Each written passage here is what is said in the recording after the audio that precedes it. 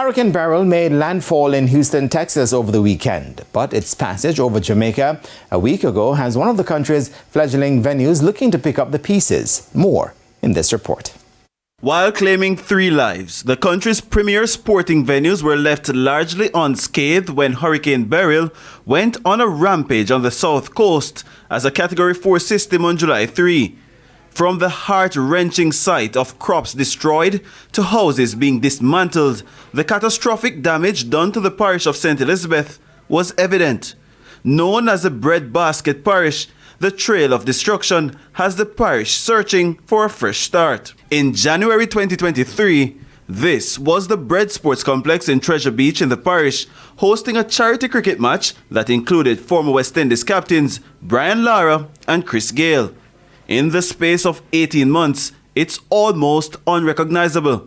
A grim and painful reality for a venue that was earmarked as a hotspot on the south coast for sports tourism. Chairman of Breds, Jason Hensel, was at a loss for words on what greeted him the morning after Hurricane Beryl. My heart sunk. I was emotional because I know the hard work, and dedication has taken to get the sports park to where it has been. And, you just think of all the children and all the patrons and all the events we've had over the years. Hensel, who is also the principal owner of Treasure Beach FC, who were relegated from the Jamaica Premier League, they are also users of the venue.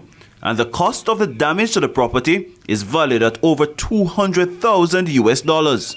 I think it's important to fix back properly as opposed to panic and rush and make silly mistakes. Because the truth is you don't want to do a patch job if you can avoid it.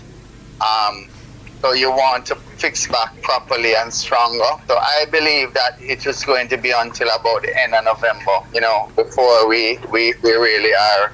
I would say maybe middle of November is what my target is, to be fully back up and restored. And in spite of the troubles, it's a spirit of down but not out.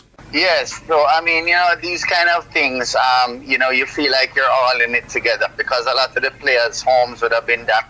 So we're very fortunate that we have gotten some aid, we've gotten some food supplies, we've gotten some water, we've gotten some tarpaulins. So we have been able to kind of bolster the community with those items. Hurricane Beryl is now history, but its devastation has left lingering effects on the economy and infrastructure of Jamaica. Jerome Foster, TVJ Sports.